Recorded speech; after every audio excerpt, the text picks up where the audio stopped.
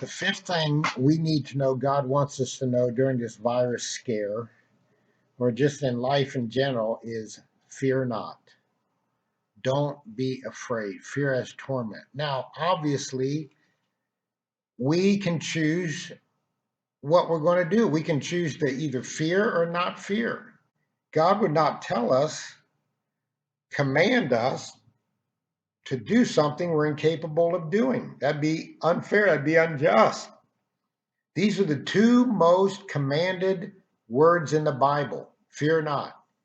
This is the most commanded command in the Bible. Fear not. Now, sometimes people say, well, I just can't help it. We can help it.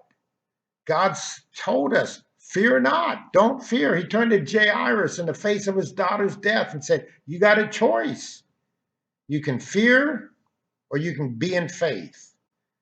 One time when I was over in Africa, and for various reasons, I started to get into fear about some things. Started to get into fear, tried to come on me about leaving our oldest daughter there to do missions work, and fear about other things. And I was tormented in the night. I got up in the middle of the night. It was about 2 in the morning, I think, and I walked outside, and the sky was pitch black. I could see the stars. And God clearly spoke to me. He said, you can live on the fear side or you can live on the faith side.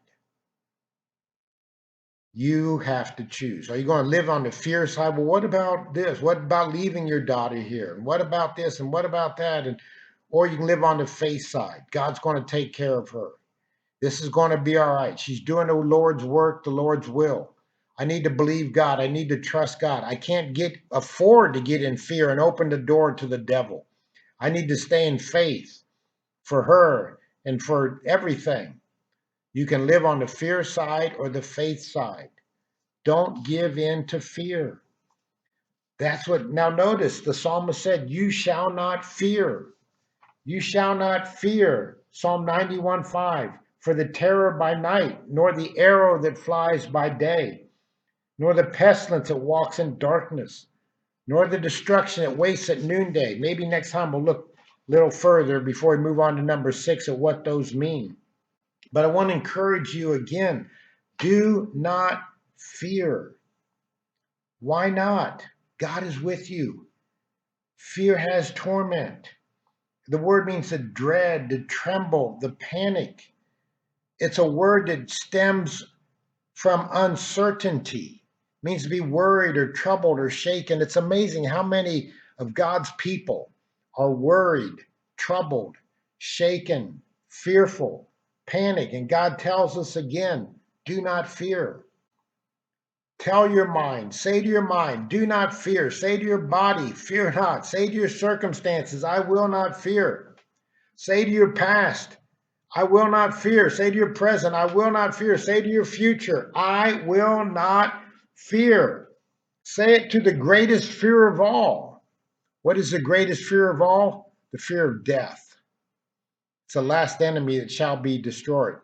It's amazing how many Christians even that know they're going to heaven, they fear death. Say it to that fear of death because it has torment. I will not fear.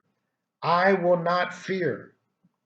You know, I've been reading in my 1-year Bible in Joshua, and it's amazing. Just they go into the promised land and battle after battle after battle. They win, they're victorious. But I started to notice something. One time there were 4 kings that formed a confederacy and came against the children of Israel to wipe them out. Now remember, the children of Israel weren't trained warriors and soldiers. They'd been slaves in Egypt all these years. But God was on their side. That's what makes the difference. You and I may not be trained or polished or skilled in a certain way, but God is on our side. That's all that counts.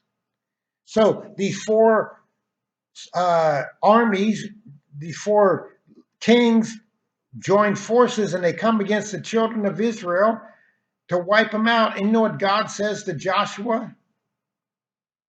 Do not fear. Do not fear. Now, it'd be easy for Joshua to look up and say, it's easy for you to say, but I'm facing 4 armies coming to wipe us out. God says, don't fear. I'll take care of you. But just don't get in fear.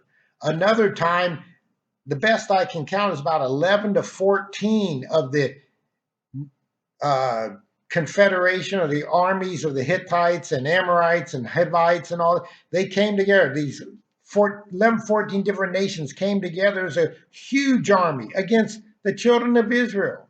Yeah, they had about 3 million people. They had about, I think it was like 1,500,000 trained soldiers or fighting men, I should say that, but they were vastly outnumbered. And God said to them that time, I mean, it started to hit me. He didn't say, be of good courage. Did not say, be wise. He did not say, trust me. He said time and time again, do not fear. Do not fear. And I told Joshua in the beginning, uh, be of good courage, be strong. But I started to notice each time they faced one of these battles, God didn't say, okay, now be of good courage or be strong. He said time and time again, do not fear. Do not fear. Just don't fear, and this is going to be all right. I'll take care of you. You'll be all right. Do not fear. And that's what he says to us as we face these battles. Do not fear. Like I said before, the fear can be bigger than the problem or the sickness or the disease. That can be the real problem.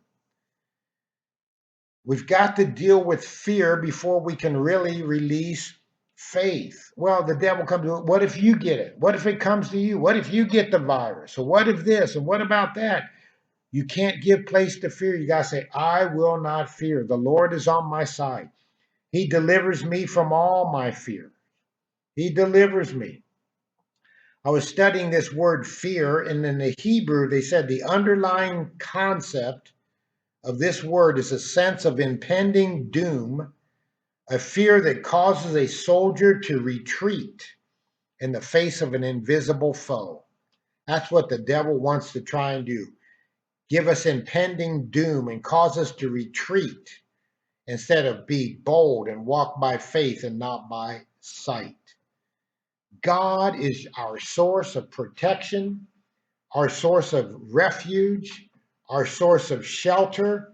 He's our shield. He's our fortress. He's our rock. We need not fear. The world is in panic. The world is in fear based on something they can't see. But we need not fear. We walk by faith, not by fear.